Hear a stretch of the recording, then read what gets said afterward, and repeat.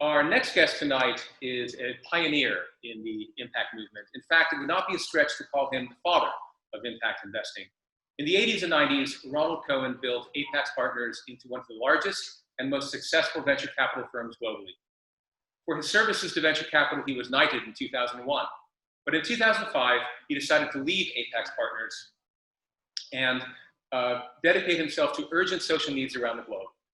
As a result of his efforts, in the UK in particular, many of the cornerstone institutions that we know to be in the impact movement have been created. In 2007, he co-founded Social Finance UK, an advisory firm that helped create the social investment market. In 2011, he co-founded and chaired Big Society Capital. And in 2015, he co-founded the Global Steering Group for Impact Investment. He helped create the first social investment bond and the Impact Weighted Accounts Initiative, which is building a framework for financial accounts so that public companies can show their impact within their financial accounting, and we can get a whole understanding of their impact overall. This is just a small sample of the many initiatives that he's spearheaded. It is my great honor to welcome Sir Ronald Cohen. Thank you, Gordon. Wonderful to be here with you and with everyone on this webinar. So, Ronnie, it is so great to have you here today because you have a unique perspective on impact investing. In 2000, impact wasn't even a topic, yet you felt or had an understanding that something needed to change with the way as society was deploying capital and transacting business. What was it that you kind of understood, and also what was the opposition like at that time? So the insight I got from the Social Investment Task Force in 2000 was that we had never been successful, Gordon, in bringing investment to tackle social issues. We relied on government and donations. And it seemed very odd to me that you were involved in the financial revolution that brought venture capital and private equity. We've been imaginative in finding ways of funding those who want to make money. But we hadn't found a way of funding those who want to improve lives on the planet. And that set me on the road to impact investment. The optimization of risk-return impact, which we achieved with the first social impact bond in 2010. And then I began to realize that we could optimize risk, return, and impact within our economy. And the G8 task force in 2013-14, which involved a couple of hundred people across the G7 countries and Australia, brought home the fact that the world was changing. We were moving in the direction of risk-return impact. You could see young entrepreneurs with new business models that achieve both impact and profit. You could see trillions of dollars already, although it's increased considerably since then, going to try to improve the environment through ESG. And so we began to realize that the world was changing, and it was changing out of necessity rather than out of choice. Yeah, and Ronnie, for those that maybe aren't that familiar yet with impact, you've written this great book, Impact: Reshaping Capitalism to Drive Real Change. And I know that you are contributing all of the profits from this book to charity. So an amazing book. And I wanted to read a quote that I think people will find very interesting. You're saying, evidence of the impact revolution is already clear in the growing recognition among consumers, employees, and investors that businesses have an obligation to serve not just their shareholders, but their customers, employees, communities, and the environment.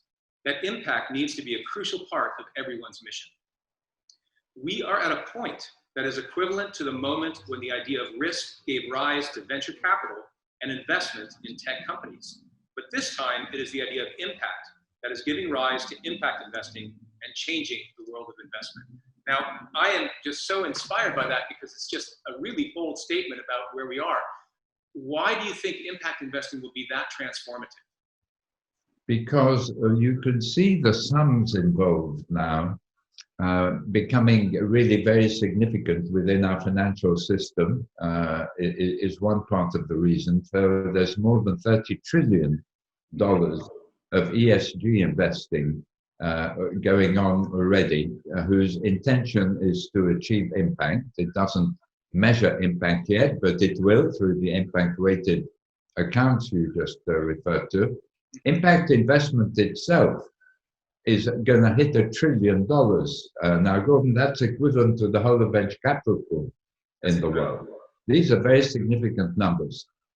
And so you have consumers who are refusing to purchase products of companies whose values they don't share. You have investors. You have employees within big companies who are leaving these companies if they feel they don't have the right sense of mission. And these three things are coming together now, basically to transform our economies. Yeah, and so it feels kind of like this wave is building up. Where do you think, from where we are right now, what do you think are some of those key roadblocks that are left before we kind of crash through and we see everything, impact investing, really go mainstream? Well, the major enabler now that we're pushing hard for is the transparency on the impact that companies create through their products, through their employment, and through their operations on people and on planet. If we get that, then we will create a race to the top, because investors and talent are going to pick companies that are optimizing risk, return, and impact best. Right. And those who don't get on the boat, like those who didn't get on the technology boat, are going to be left behind. So new entrepreneurship models are going to be a big driver of this revolution. Business models where the more impact you deliver, the more profit you deliver. Tesla is a good example of that. I mean, here is somebody, Elon Musk, who got into the automobile industry not because it welcomed new entrants, but because he felt that he could shift it away from the combustion engine. And he's done that and created the most valuable car company in the world. Yeah, it's entrepreneurship is definitely the topic we're talking about tonight here on Showcase 2020. We have a lot of budding, aspiring impact entrepreneurs listening, I'm sure. Some of whom may be applying to our next cohort, which starts in January. You can see the applications on our website at Impact Central. And I love it. I imagine some people are thinking, well, am I really ready to kind of launch my impact startup? And I love that in the book, you talked about that when you were 26, you launched Apex, and you were wondering, people were saying maybe you needed to get more experience doing something else. And I just loved your response, which was that you can't learn to swim by exercising on the beach. What kind of advice would you give an impact entrepreneur that's thinking about launching their startup? Well, first of all, I would say, Gordon, the advice for every entrepreneur that I give is start young, think big, and stick with it, right? Those are the principles of successful entrepreneurship. I would add to that now, with impact in the frame, find a problem you're passionate about solving. Develop a business model that enables you to deliver impact and profit at the same time. And try to build an impact unicorn, which is a venture that's not just worth $1 billion, but improves the lives of 1 billion people. And of course, for these, very inspiring to think about entrepreneurs targeting being an impact unicorn. They're of course going to need investment.